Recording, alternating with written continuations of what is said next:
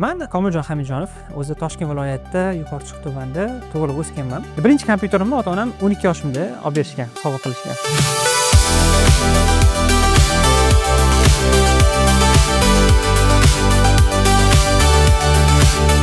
To'g'risi, men boshida dasturlashga kirgan paytimda ustozsiz boshlaganman, eng boshida.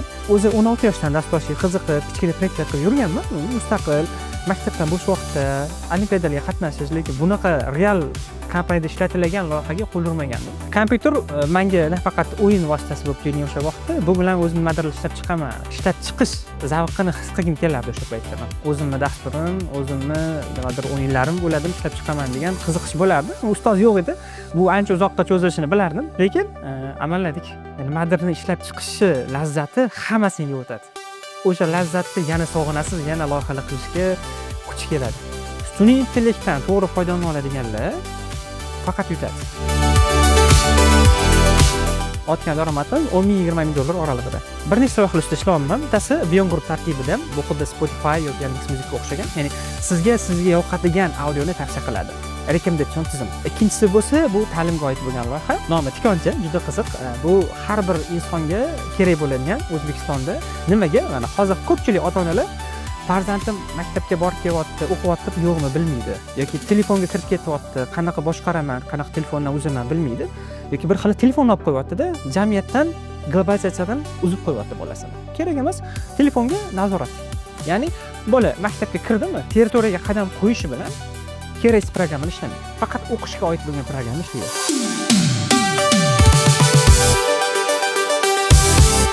Ilm orqali undan ancha yaxshiroq daromad ham chiqishingiz mumkin.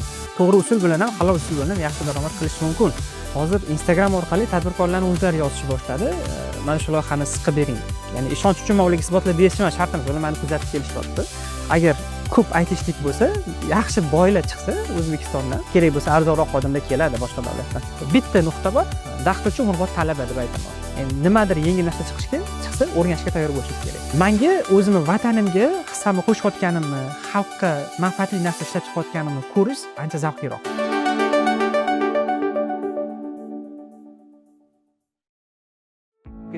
Bu lekin meni logik fikrlash qobiliyatim ancha o'sha payt shakllantirgan ekan.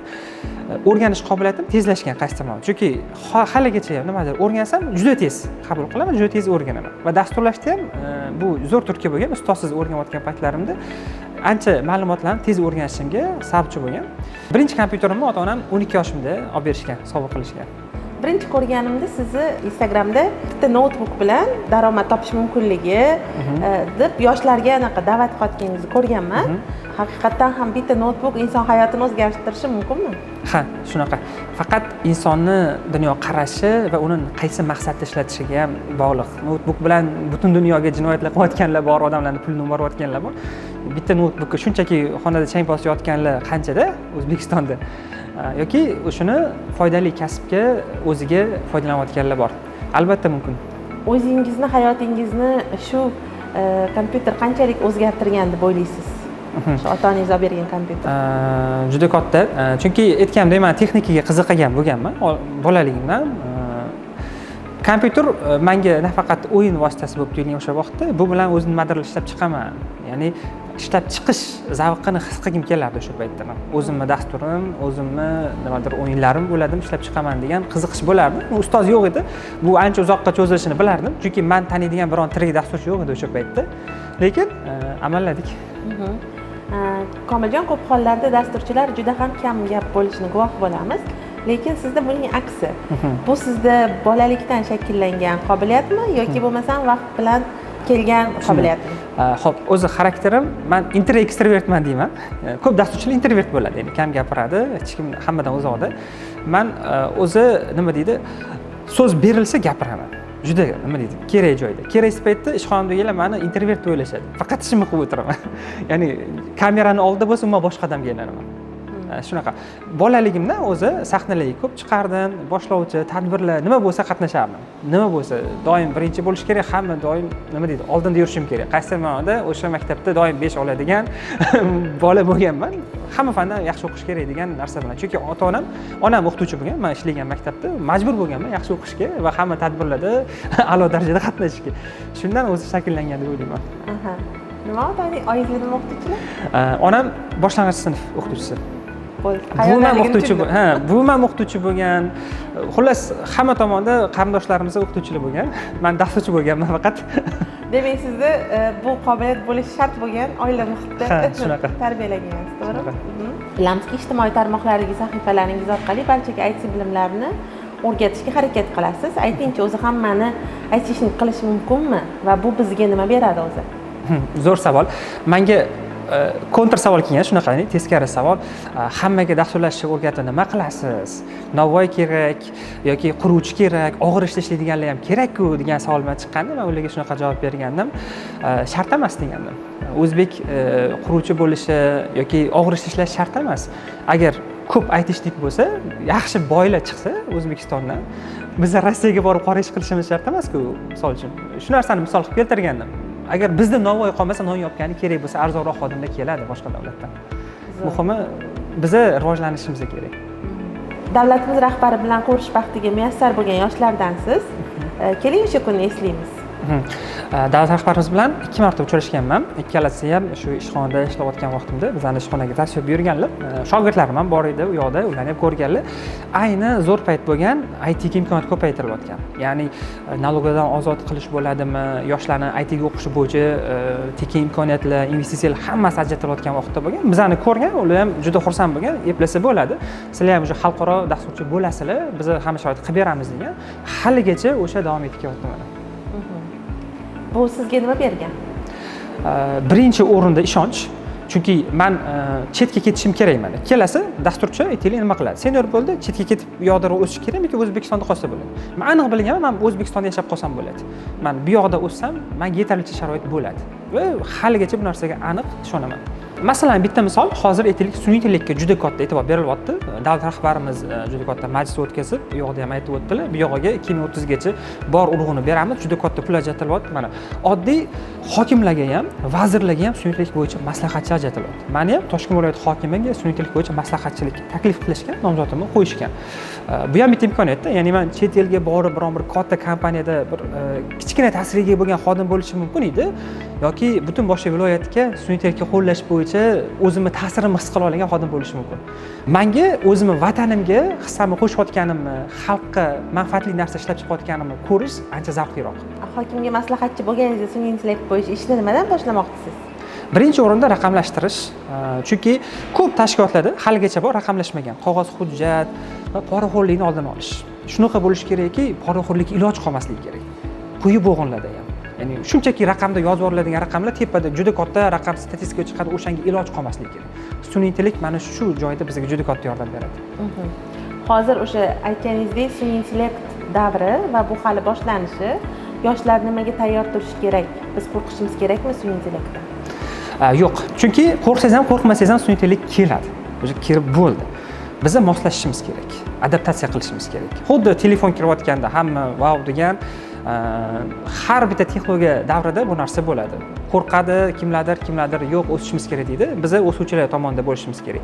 Sun'iy intellektdan to'g'ri foydalana oladiganlar faqat yutadi. Ya'ni sizni ishingizni olib qo'yish uchun kirayotgani yo'q, uni nafsi yo'q, u oylik olish xohlamaydi. U sizga yordamchi. Misol uchun dasturchi sifatida aytaman, oldin men bir vaqtda bitta loyihada ishlay olgan bo'lsam, aytaylik 3-4 ming dollar oylik. Hozir men bir vaqtda 2-3 ta loyihada ishlay olaman. Chunki ishimni sun'iy intellekt bilan ancha osonlashtira olaman va menda ko'p vaqt qoladi. Nafaqat bunga. Bitta ish ishlasam, men oilamga ko'proq vaqtim qoladi. Farzandlarimga, yashashimga ko'p vaqt qoladi. Sport bilan shug'ullanishga vaqt topa olaman. Oldin topa olmasdim. Sun'iy intellekt men o'zim yordamchi sifatida ko'raman va oyligimni misol 3-4 barobar oshirishga va sog'lom hayot tarziga o'tishimga menga yordam beryapti. Shunaqa imkoniyat sifatida ko'rishlarini tavsiya qilardim. Ko'p loyihalar ustida ishlash imkoniyatim bor dedingiz. Aynan bugun siz ishlayotgan loyihalar qanday? Xo'p, bir nechta loyihalar ustida ishlayapman. Bittasi Vion Group tarkibida, bu xuddi Spotify yoki Yandex.Muzikka o'xshagan, ya'ni sizga yoqadigan audioni tavsiya qiladi. Rekomendatsion tizim. Ikkinchisi bo'lsa, bu ta'limga oid bo'lgan loyiha. Nomi tikoncha, juda qiziq. Bu har bir insonga kerak bo'ladigan O'zbekistonda nimaga? Mana hozir ko'pchilik ota-onalar farzandim maktabga borib kelyapti, o'qiyapti, yo'qmi bilmaydi. Yoki telefonga kirib ketyapti, qanaqa boshqaraman, qanaqa telefondan uzaman bilmaydi. Yoki bir xil telefonni olib qo'yapti-da, jamiyatdan, globalizatsiyadan uzib qo'yapti bolasini. Tipani g'orda yashagandek saqlash kerakmi degan tushuncha. Kerak emas, telefonga nazorat. Ya'ni bola maktabga kirdimi, territoriyaga qadam qo'yishi bilan keraksiz programmalar ishlamaydi. Faqat o'qishga oid bo'lgan programma ishlaydi. Hatto ChatGPTdan uyga vasima ham shayton. ChatGPT ham ishlamaydi. O'zimizning GPTimiz bo'ladi. Maktab darsliklari bilan o'qitilgan. Va u uyga vazifani ishlab bermaydi. Uyga vazifa ishlashga yordam beradi, tavsiya beradi. Uyga vazifa tashlaysiz, yo'q, buni bu formula bilan ishlasang bo'ladi. Masalan, shunaqa, qani endi o'zing ishlab ko'r deydi. Uyda ham qaysi programmaga qancha vaqt ketkazishni siz nazorat qila olasiz. Qachon uxlashi, qachon dam olishi, dars qilayotganda nima programmalar kerak bo'lsa, shularni yoqib qo'ya olasiz. Xullas, shunaqa bir dastur ishlab chiqqanmiz. Xudo xolasa, bu uje ishga tushishi boshlangan viloyatlardan butun respublikaga tarqatish maqsadidamiz. Andijondan boshlanyapti. Ha, hozirda Andijondan boshlangan. Komiljon, o'sha Instagramdagi sahifangizni varaqlatganman. Daromadingizni qisqa vaqt ichida 10 barobarga oshirgan ekansiz. Paytda mana 20 yoshlar atrofida bo'lgansiz. Bugungi kunda 25 yoshda qancha daromad topyapti Komiljon? O'zi buni kamerada aytmasdim, lekin mayli, aytishga qaror qildim. Chunki shunaqa bo'ladi, qaysidir korxona bilan shartnoma tuzib ishlayotganda u yoqdan olayotgan daromadingizni aytish o'zi mumkin emas, etikaga to'g'ri kelmaydi, qonun qoidalar. Lekin men endi bitta korxona olayotgan daromadimiz umumiy olayotgan daromadim 10 ming 20 ming dollar oralig'ida. O'zingizniki? Ha. Bir oyda. Da.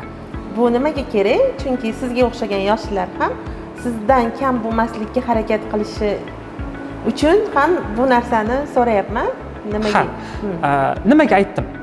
Aytmasam, yo'q, javob bermay desam bo'lardi. Chunki shunaqa holatlarni ko'ryapman. Ya'ni joiz emas bo'lgan usullarda daromad topishga qiziqib ketayotganlar. Telefon o'ynab pul topish. O'zingiz tushunyapsiz nima haqida gapirayotganimni. Va undan juda katta daromad topsa bo'lar ekan, boshqa kasblarda imkoniyati yo'q. Yo'q, bor. Ilm orqali undan ancha yaxshiroq daromadga ham chiqishingiz mumkin.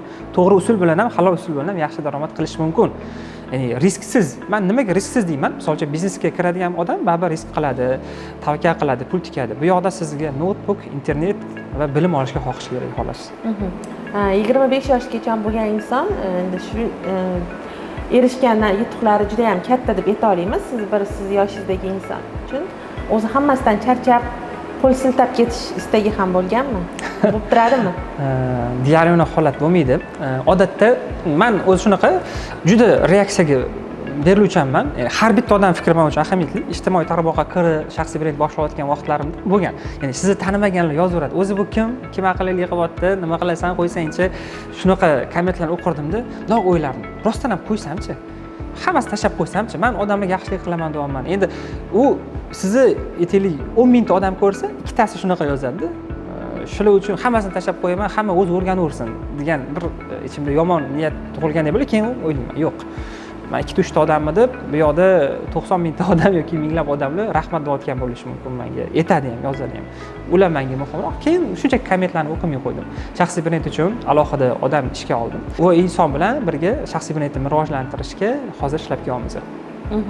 O'zi shaxsiy brendni rivojlantirish qanchalik insonga kerak? Bu orqali qancha insonlarni taqdiriga ta'sir o'tkaza olyapman deb o'ylaysiz? Juda ham kerak. Mana hozir menda Instagramda 65 mingta hozircha obunachi bor. YouTube'da ham 12 mingtacha. O'zi juda unaqa aktiv kontent qo'ymayman. Boshqa ishlarimdan ortgan paytimda bu nimaga kerak? Birinchi o'rinda ishonch. Ya'ni nima tomondan? Menga kimdir loyiha bermoqchi bo'lsa ham Instagram orqali taklif bilan chiqishni boshlashdi. Oldin hech unaqa narsa yo'q edi. Loyiha olish jarayoni umuman boshqacha edi. Hozir Instagram orqali tadbirkorlarning o'zlari yozishni boshladi. Mana shu loyihani siqib bering. Ya'ni ishonch uchun men ularga isbotlab berishim shart emas, ular meni kuzatib kelishyapti. Ikkinchi o'rinda ta'limga odamlarni jalb qilish. To'g'ri, misol uchun san'atkorlar yoki boshqa soha vakillari juda tez obunachi yig'ish mumkindir, lekin bizning 65 mingta obunachimiz bular aynan IT ga qiziqadigan 65 mingtada. Bu umuman boshqa narsa. Bular aynan nima deydi, xalq orasidan yangi texnologiyaga o'tishga, o'zini ustida ishlashga tayyor bo'layotgan odamlar. Men bularga keyingi darajaga chiqishlari uchun nimadir bo'lsa ham turtki bera olsam, bu menimcha baxt deb o'ylayman. O'zi aytishlik bo'lish uchun mana 65 mingta odam sizni kuzatyapti va havas qilyapti desak ham bo'ladi. Orasida balkim aytishlik bordir, balkim bo'lish istagidagi insonlar juda ham ko'pdir. O'zi aytishlik bo'lish uchun daho bo'lish shartmi? Yo'q. O'zi manada bir xil aytadi, bu tug'ma qobiliyat bo'lish kerakmi, tug'ma bo'lish kerak. O'zi dasturchilar bir bo'lsa 10 yillik tajribali dasturchilarni topasiz-da, zo'rg'a. 15 yillik, 20 yillik bitta ikkita chiqib qolmasa, odatda dasturchilar shu 6 yil, 10 yil oralida tajribasi bor. Undan oldingilarnichi ota-bobosi dasturchi bo'lmagan-ku. Bunga sizda xohish bo'lishi kerak va texnologiyaga, yangi ilmni olishga qiziqishingiz kerak. Bitta nuqta bor, dasturchi umrbod talaba deb aytaman. Endi nimadir yangi narsa chiqsa, o'rganishga tayyor bo'lishingiz kerak. Shu narsaga tayyor bo'lsangiz va yangilikka qiziqasizmi, yangi narsani ishlab chiquvchi bo'lishingizga qiziqmi, unda sinab ko'rsangiz bo'ladi. Zo'r. Kelajak 10 yilda o'zingizni qayerda va kim sifatida ko'ryapsiz? Ha, tushunarli. Birinchi o'rinda O'zbekistonda ko'raman o'zimni. O'zbekistonda nafaqat xalqaro kompaniyalarga, balki O'zbekistondagi davlat kompaniyalariga ham, tadbirkorlarga ham foyda keltiradigan, ularni biznesini qaysi tomonda oshishiga yordam beradigan inson sifatida yoki ko'plab yoshlarni, yuzlab, minglab yoshlarni bu sohada o'sishiga yordam beradigan inson sifatida, balki ularni o'zim ish bilan ta'minlovchi inson sifatida loyihalarni chet eldan olib, O'zbekistondagi o'zimdan chiqayotgan shogirdlarni ish bilan ta'minlovchi inson sifatida ko'raman. Yoshlarga nima degan bo'lardingiz? Xo'p, yoshlarga birinchi o'rinda kasb tanlayotganda zamonni hisobga olsin, ya'ni zamon qayerga qarab ketyapti. Biz qayerga qarab o'syapmiz, nimani o'rganish kerak va o'sishga, ilm olishga tayyor bo'lish kerak doim. Chunki hozir IT ga kirishmoqchi bo'lsa, ularga tavsiyam shunaqa o'sish bo'lyaptiki, men sun'iy intellekt bo'yicha nimadir dars yozmoqchi bo'lsam, 3 oydan keyin uni qaytadan yozishimga to'g'ri kelgan darajada, ya'ni shunaqa yangiliklar chiqyapti. Bu degani dasturchilar ham shu tezlikda o'rganish kerak.